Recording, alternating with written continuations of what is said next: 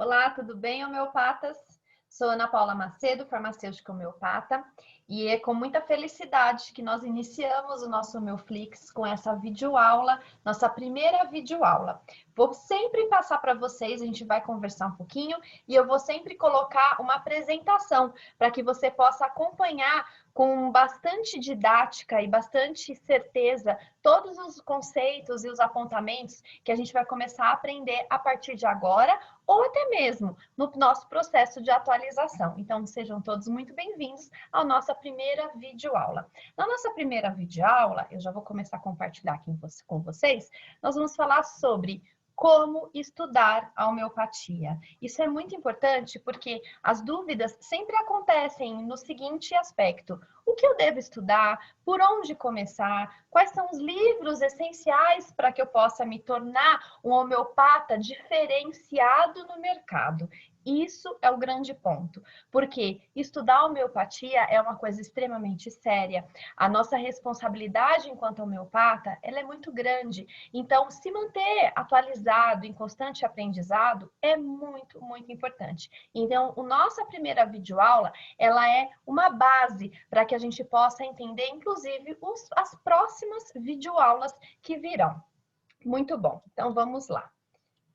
Primeira coisa, a gente nunca pode esquecer, né, que o nosso mestre Samuel Hahnemann, o idealizador da homeopatia, sempre deixou muito claro em todas as suas obras que o homeopata, ele não é um profissional que trata da doença.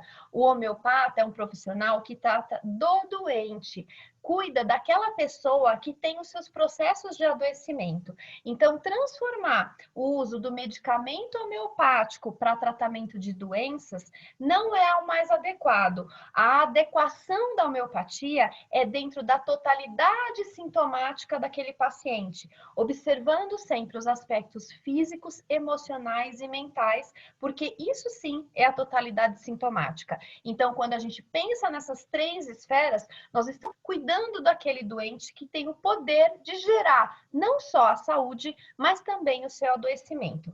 Uma premissa muito importante a ser destacada, e que eu falo sempre, sempre, sempre, é que Hahnemann, em seu legado, deixou a seguinte expressão: cura rápida, suave e permanente. Porque ele se entendia que o uso do medicamento homeopático nas bases dos pilares da homeopatia conseguem trazer esses três aspectos. O que é a cura rápida? Quando nós encontramos o medicamento mais semelhante àquele caso, o medicamento ele deve ter uma ação por semelhança muito rápida, principalmente nas doenças agudas. Então, nós precisamos trabalhar com semelhança. Quando a doença é aguda, ela deve ser neutralizada também de forma aguda, de forma rápida. Já nos processos de longa permanência, esse processo vai acontecer também de forma mais rápida, porém, se adaptando a esse momento reacional de adoecimento. A suavidade, ela está bem caracterizada no critério seguinte: ninguém tem que sofrer para ter um tratamento homeopático. Nós precisamos, a partir do momento que o tratamento homeopático tem início, as melhoras devem ser progressivas, a cada dia, a cada hora, a cada semana. E esse processo deve ser delicado, suave, sem sofrimento do nosso paciente. E a permanência que Hahnemann determina é mostrar o seguinte: nós precisamos neutralizar o mal interno, que ele fala tanto no livro Organon, uma literatura base para nós homeopatas. E essa permanência é a estabilidade desse processo de cura que só a homeopatia tem como, porque ela faz o quê? Ela neutraliza esse mal interno. Aqui é muito importante colocar uma frase, uma expressão documentada e colocada por Hipócrates, onde os vínculos dessa totalidade sintomática, que a gente vai demonstrar no processo físico, emocional e mental, que mostra a seguinte expressão: quando eu tenho uma mente sã, eu tenho um corpo são. E essa sequência lógica entre esses processos do domínio mental fazem toda a diferença na materialização dos adoecimentos físicos. E a identificação de um homeopata deve partir por essas esferas, adequando e observando tanto os sinais quanto os sintomas do meu doente nas esferas mentais, emocionais e física, porque só assim nós vamos conseguir o processo de cura rápida, suave e permanente. Esses aspectos, esses sintomas dessas esferas de totalidade sintomática, a gente vai falar mais para frente, principalmente quando a gente observa isso na hora de criar a nossa anamnese, o nosso questionamento de avaliação do nosso paciente, onde o levantamento desses sintomas deve englobar tudo isso, para que eu possa encontrar um medicamento homeopático mais ideal para o caso, mais semelhante para o caso. É isso que Hahnemann preconiza em suas obras. Bom, é importante sempre colocar, e a gente não pode esquecer isso nunca, né? Que a homeopatia, ela é o cuidado pelo semelhante. Então, nós precisamos encontrar, não só quando eu escolho um medicamento homeopático mais semelhante, mas também a dinamização mais semelhante, a posologia, o intervalo entre as doses também deve ser semelhante ao meu paciente. Por isso que o acompanhamento de um homeopata sempre vai acontecer de forma individual.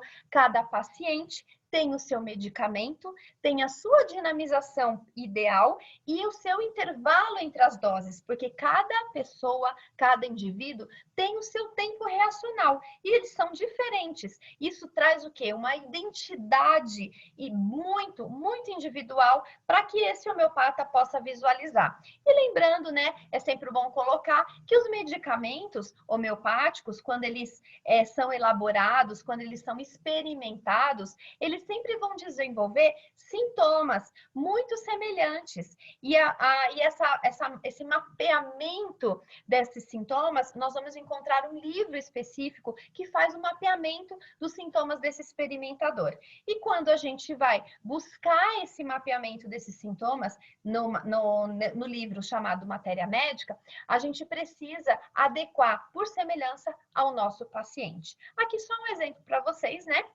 Do alho em cepa, que é o medicamento homeopático elaborado com a cebola, e também aqui o medicamento Apis mellifera, que é elaborado com o uso de uma abelha operária, tá? E é importante ressaltar, uma abelha operária, ela tem características bem diferentes de uma abelha rainha, e essas características vão ser um grande diferencial na tomada do nosso caso e principalmente na elaboração de uma matéria médica.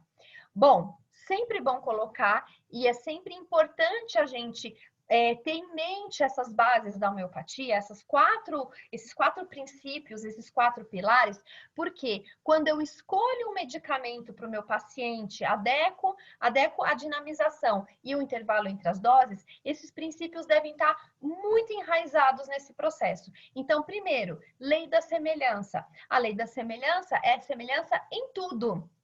Ela vai ser semelhante em encontrar um medicamento para o sintoma de doença natural do meu paciente, para que eu possa encontrar um medicamento homeopático que faça uma doença artificial também semelhante ao quadro totalitário do meu paciente.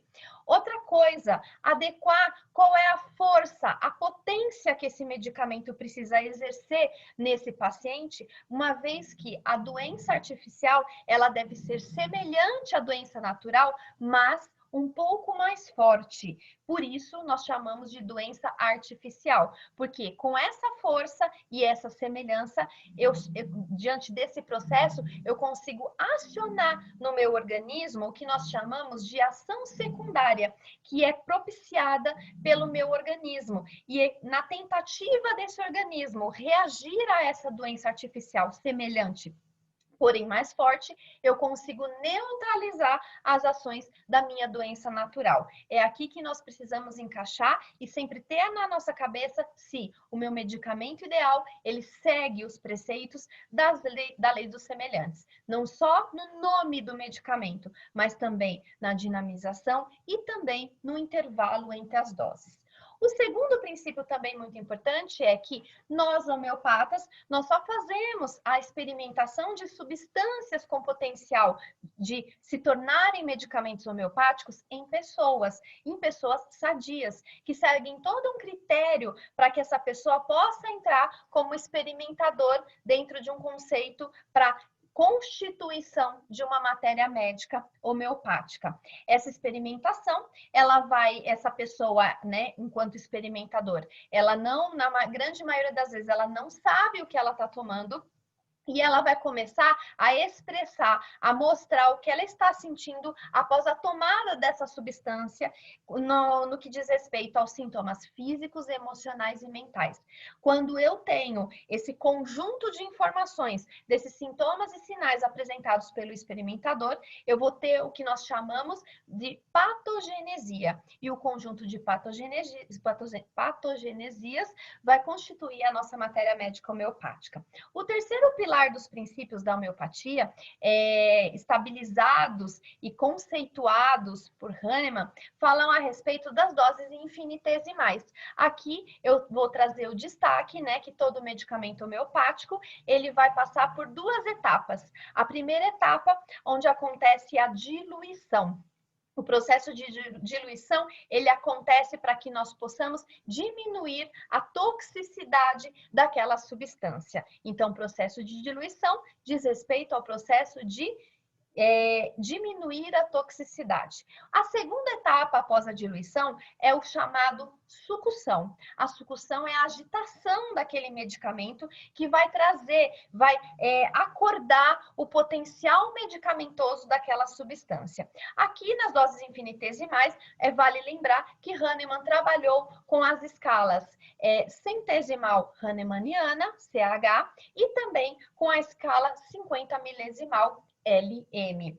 Tanto CH quanto LM, existe uma forma diferente para elaboração, existe uma farmacotécnica específica para a elaboração de um medicamento em centesimal e uma outra para preparo do medicamento na escala 50 milesimal.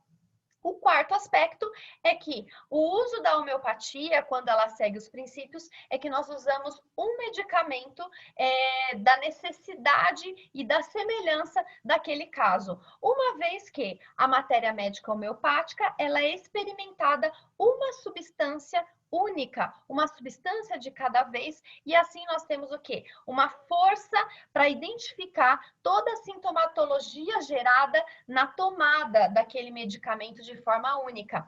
Existe, dentro do conceito lá do Organon, o livro base da homeopatia, parágrafos que relacionam a necessidade da observação e do acompanhamento do uso desse medicamento único. Bom, toda vez que eu faço essa elaboração, essa visualização da escolha de um medicamento ideal para o meu paciente, nós chamamos isso de simílimum. E quanto mais semelhante o meu medicamento ao meu paciente, mais eu vou conseguir neutralizar a ação dos meus sintomas naturais, dos sintomas naturais do paciente, por conta do confrontamento entre os sintomas artificiais gerados pelo medicamento, lembrando que esses sintomas, eles precisam necessariamente ser semelhantes e mais fortes, porque só assim eu consigo a harmonização do meu paciente, a harmonização da força vital do meu paciente. Esse detalhe, essa informação, ela é muito importante e ela é baseada no parágrafo 153 do Organon. Nesse parágrafo, a gente vai identificar aqui, para que a gente possa encontrar esse grau de semelhança o mais perfeito possível, nós precisamos de um detalhamento muito importante e individualizado de cada um desses sintomas. E esse detalhamento desses sintomas vai ser todo diferencial para nos auxiliar num processo que nós chamamos de repertorização. Quanto mais detalhado o sintoma, maior é a nossa chance de encontrar um medicamento semelhante e, por contrapartida, o sucesso do tratamento. Então, sempre busquem o detalhamento de um sintoma. No parágrafo 153 do Organon, o Hahnemann ele fala que sintomas não específicos, como ansiedade, dor de cabeça, têm pouca importância para a avaliação do medicamento de similitude. Agora, quando eu consigo especificar e detalhar, modalizar esse sintoma, aí sim eu estou no caminho mais fácil e tranquilo para chegar no medicamento ideal. Bom, é importante colocar para vocês quais são os livros bases e de que formas que eu posso encontrar com mais facilidade essa literatura para que eu possa não só fundamentar os meus conhecimentos, mas principalmente para que eu possa atualizar os meus conhecimentos. Dentro da pesquisa, da ideia da homeopatia, nós vamos ter aqui três tipos diferentes de leituras que são, na verdade, não são alternativas, elas são complementares. Nós precisamos ter a leitura desses três grupos diferentes de livro. Então, o primeiro livro, né, o primeiro grupo que eu vou enfatizar para vocês são os livros teóricos. Os livros teóricos, eles têm como base o como fazer a homeopatia, como acompanhar o tratamento homeopático, todas as bases que são estruturais da homeopatia. Estes livros, primeiro, né, a gente deveria começar com o primeiro livro, que é o livro elaborado por Samuel Hahnemann, que é o Organon, né? Nós temos o Organon na 6ª edição e o livro Doenças Crônicas, que está em 2ª edição, né? Isso foi o que Hahnemann deixou para a gente. Então, a gente vai falar de outros livros também teóricos que também são muito importantes para criar uma base em comum, criar uma questão de homogeneização de conceitos entre nós homeopatas. O segundo grupo de livros que tem muita importância na hora, principalmente da parte clínica da homeopatia, é o conhecimento de matéria médica homeopática. Na matéria médica homeopática, é lá que vai estar consolidado todos os sinais e sintomas apresentados pelos experimentadores, ou as pessoas, né, os experimentadores que são pessoas sadias, que começaram a tomar a substância, começaram a sentir coisas, e essa documentação ela é toda consolidada nas matérias médicas. Nós temos matérias médicas, né, não só como livros físicos, mas a gente pode encontrar também na internet. Eu vou passar para vocês essas fontes. Mas um livro que é muito de fácil acesso e conhecido entre nós homeopatas aqui no Brasil é o Latu. O Latu tem muitas matérias médicas com uma descrição bastante detalhada de cada uma delas. Então, vale sim a consulta, principalmente quando a gente precisa chegar no medicamento ideal do nosso paciente. Margaret Tyler também tem um livro bastante interessante para que a gente possa consultar de matéria médica. Nós precisamos, pelo menos, no mínimo, um ou dois livros de matérias médicas para que a gente possa fazer a consulta com mais certeza para a adequação do tratamento do nosso paciente. Um terceiro grupo de livros que nós temos são os repertórios homeopáticos. Nos repertórios homeopáticos, diferente da matéria médica, na matéria médica nós temos o seguinte: nome do medicamento e o que esse medicamento traz de sintomas. Tá? Já o repertório, ele é o contrário. Eu vou fazer a consulta pela observação dos sintomas. E cada um dos sintomas no repertório vai me levar, vai me encaminhar, vai criar um filtro para que eu possa chegar num grupo de medicamentos possíveis. Então, matéria médica, medicamento e todos os sintomas. Repertório, sintomas e medicamentos possíveis para aquele sintoma. Repertório nós temos na forma física de livros, como também temos os repertórios na forma de programas, de softwares, né? Então, vale aí vocês identificarem qual é que vocês se adequam melhor, ou na forma física, ou na forma digital, na forma de softwares de repertorização, tá?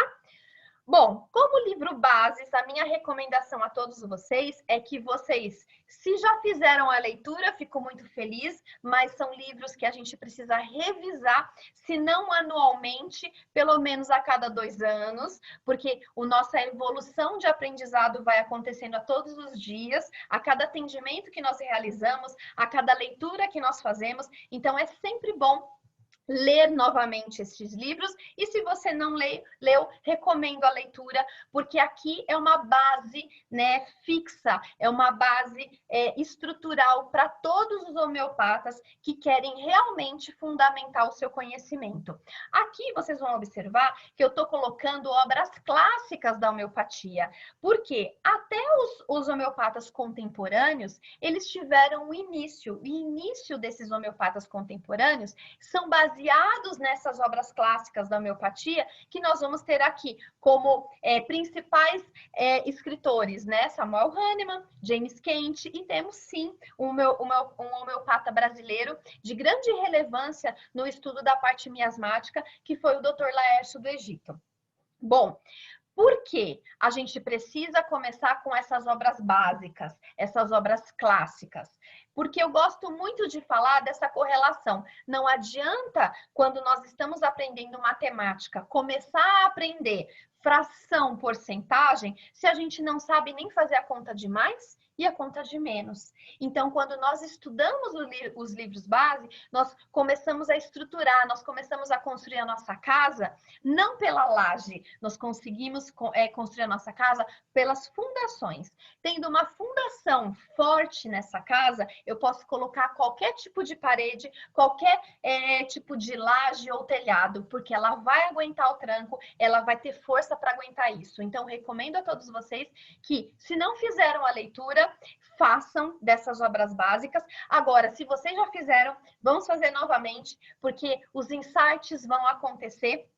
E cada vez eu falo que eu já li o Organon, eu não sei, eu já perdi as contas de quantas vezes eu li, e cada vez que eu leio, parece que eu tenho mais aprendizado, a minha cabeça abre, né? Ela tem uma clareza mental para entender coisas que, às vezes, há 5 anos atrás eu não tinha.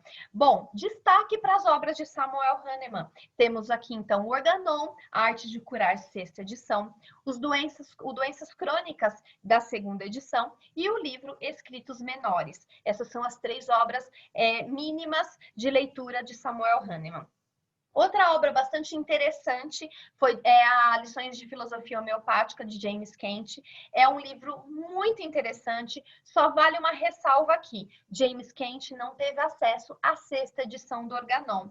Então, todas as bases de conhecimento, de discussão que James Kent vai colocar nesse livro Lições de Filosofia Homeopática, todas elas são relacionadas à 5ª edição do Organon. Isso é muito importante, porque a gente vai ver algumas diferenças aí, até mesmo de interpretação, ou mesmo James Kent tentando complementar a obra de Samuel Hahnemann, mas ele não teve contato com a 6ª edição do Organon. E o livro de José Laércio do Egito, ele é uma obra muito interessante, chama Introdução ao Estudo da Teoria Miasmática, onde eu acredito que, pelo menos para mim, foi uma obra divisor de águas, porque ali eu tive a ideia consolidada e de entendimento do que foi doenças crônicas para Hahnemann. Quando Laércio de Egito começa a explicar e fundamentar essa parte da teoria miasmática, isso abriu a minha mente. E aqui é bom ressaltar, quando nós falamos da cura rápida, suave e permanente ou prolongada, o aspecto da estabilidade e da permanência, como Hahnemann já colocou, como o Dr. José Laércio de Egito também colocou, nesse ponto de estabilidade que nós conseguimos quando nós aprendemos a usar e a praticar a teoria miasmática. Bom, aqui, só para vocês terem a ideia do que a gente pode, além dos livros físicos, a gente também pode acessar via internet várias obras importantes. Aqui eu só estou colocando um pequeno exemplo, mas a gente vai ter um mundo de possibilidades quando a gente fala de livros teóricos dentro da internet. Existe um livro, tá? Existe esse site da doutora Ana Cossack. Doutora Ana Cossack é uma homeopata brasileira, ela é médica, e ela deixou disponível toda a sua obra nesse site aqui, www.homeopatiaexplicada.com, onde você pode acessar os livros que ela fala, e são livros muito importantes, principalmente o livro Homeopatia em 1000 Conceitos. Ele é sensacional, inclusive nós vamos trabalhar com esse livro ainda nessa temporada aqui do Homeoflix, porque lá ela consolida 1000 conceitos em homeopatia. Então a gente tem um conceito e ela explica sobre esse conceito. Esse livro, eu acredito que ele traz para nós uma uniformidade, né, de estudo e de fala, linguagem dentro do meio homeopático. Os livros também interessantes, existe também uma base de livros da Biblioteca Virtual em Saúde, que vocês podem acessar aqui por esse link, onde existem muitos livros também, todos teóricos da homeopatia para acesso. Então, não existe desculpa para não ter como estudar. Então, nós podemos estudar não só na forma física, né, através dos livros físicos, mas a gente pode também ter esse acesso da parte online, né? Afinal de contas, estamos aqui no nosso online e o online veio para ficar e a gente precisa se adaptar a tudo isso. Bom, com relação à parte de matéria médica, eu coloquei aqui alguns de destaque, alguns livros que são bem completos de matéria médica e são interessantes para que, se você não tenha, que você adquira pelo menos um ou dois desses livros, porque eles vão ser essenciais na hora que você fizer o processo de levantamento para chegar no medicamento ideal. Então, aqui eu coloco como destaque o Latu, né? Margaret Tyler, né, com retratos de medicamentos homeopáticos, Denis Demarque, com farmacologia e matéria médica homeopática. Esse aqui é um livro, ele é mais resumido, ele é mais objetivo, mais direto, tá? Ele não é tão parrudo quanto o Latu, quanto o Margaret Tyler, mas ele é um guia muito interessante e para que a gente possa usar também matéria médica. E temos muitos outros livros de matéria médica por aí, mas esses três aqui eu acho que eles formam um trio bastante completo de matéria médica.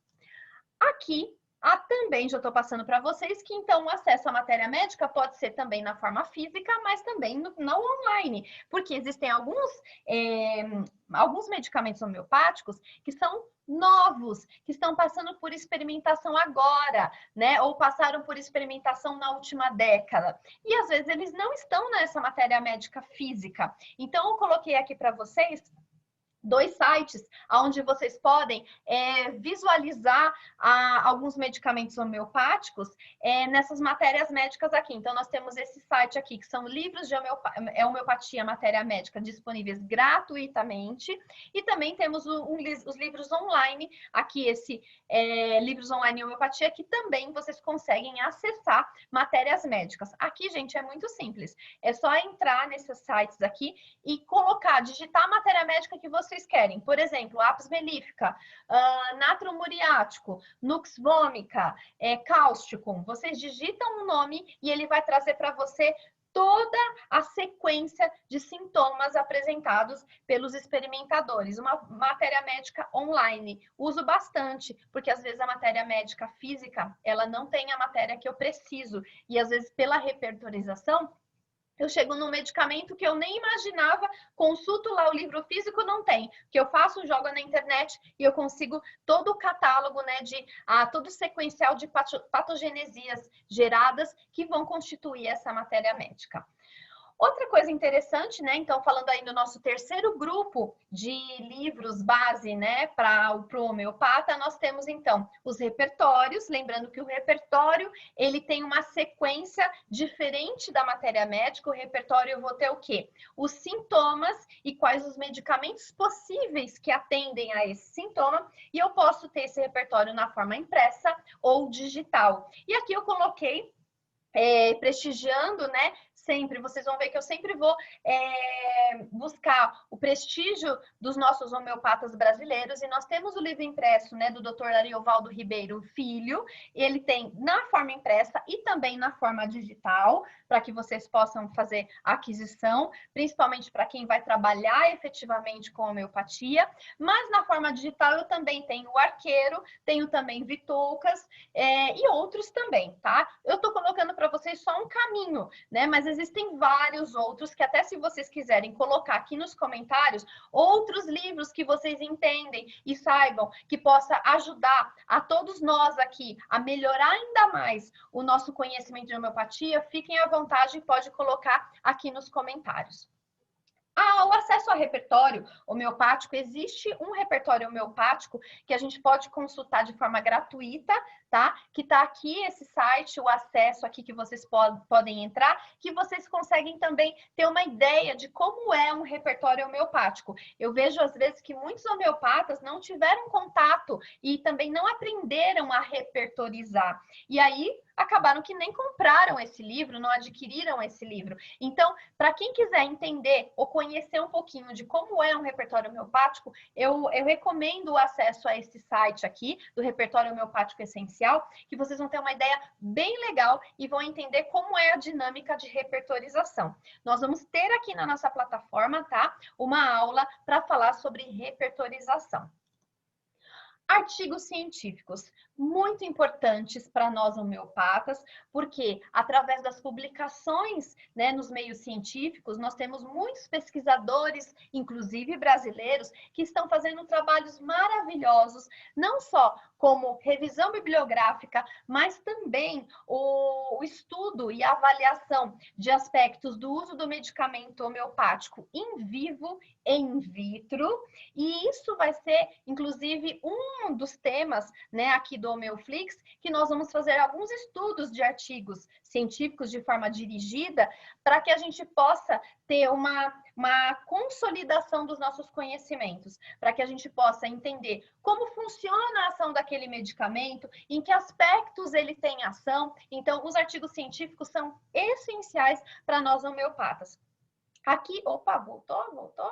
Aqui, o acesso às publicações na internet, existem alguns sites também que vocês podem acessar, vocês vão ficar perdidos, tá? A primeira vez que eu entrei nesses sites, eu fiquei louca, porque eu falei, gente, quanto artigo tem para ler? Então, vocês podem optar a observar, né, essa visualização dos artigos científicos por assunto, por pesquisador, né? Então, vocês têm várias opções, então é só entrar. Então, eu tenho aqui 3 sites bem confiáveis, bem interessantes para que a gente possa iniciar esse estudo, né, das publicações. Então, nós temos aqui a Biblioteca Virtual em Saúde, temos a revista de homeopatia da Associação Paulista de Homeopatia, e eu quis trazer para vocês uma bibliografia, né, de acesso à publicação fora do país. E essa revista é uma revista trimestral lá do México, ela existe desde 1933, é uma revista muito gostosa de ler, são colocados os artigos lá e os assuntos são sempre muito atualizados. Então, convido a todos vocês a acessarem, né, esses links aqui, eu tenho certeza que vocês não vão se arrepender. Mas olha, cuidado, porque ler publicações, né, artigos científicos de homeopatia vicia. A cada vez você fica assim, será que tem um artigo científico sobre tal assunto? Será que tem disso? E aí vira um caminho sem volta. Eu, no computador, pastas específicas só de artigos científicos por assuntos, porque toda vez que eu preciso acessar ou estudar ou montar um artigo, ou montar um curso, ou qualquer tipo de estudo, eu já tenho tudo isso divididinho aí para acessar. E é legal quando a gente coloca, né, um estudo, ou até um curso, ou um artigo baseado, né, e com uma bibliografia de uma publicação, sempre isso traz muito mais força, né, para esse seu produto, seu artigo, o seu curso. Então, vale muito a pena a gente fundamentar os nossos conhecimentos de homeopatia, não só na parte teórica, não só na parte de matéria médica, de repertorização, mas também na questão das publicações de artigos científicos. Então, aqui, né, só para vocês terem uma ideia, que aqui nós temos, então, 4 grupos, né, que são essenciais para quem quer trabalhar, para quem quer atuar com uma homeopatia diferenciada. Então, precisamos fundamentar os nossos estudos na base teórica, na matéria médica, no repertório e nas publicações acadêmicas. sempre muito importante. Aqui eu colocaria, além de tudo isso, né, participar, né, de grupos de estudo, de congressos, sempre se manter atualizado. Essa é o grande pulo do gato para que a gente possa ter uma homeopatia forte e consolidada. Bom, terminamos aqui a nossa videoaula, a nossa primeira videoaula. Qualquer dúvida que vocês tiverem, podem colocar aqui nos comentários ou então mandar um e-mail para o contato@homeoflix.com. Agradeço muito a atenção de todos e nos vemos em breve. Todas as quarta-feiras, é importante colocar para vocês que nós vamos ter uma videoaula nova, tá? Como é nosso primeiro vídeo, tenho muito a agradecer a todos vocês que estão no nosso time Homeoflix, para que a gente possa fazer uma homeopatia forte, consistente, consolidada. Nos vemos em breve. Tchau!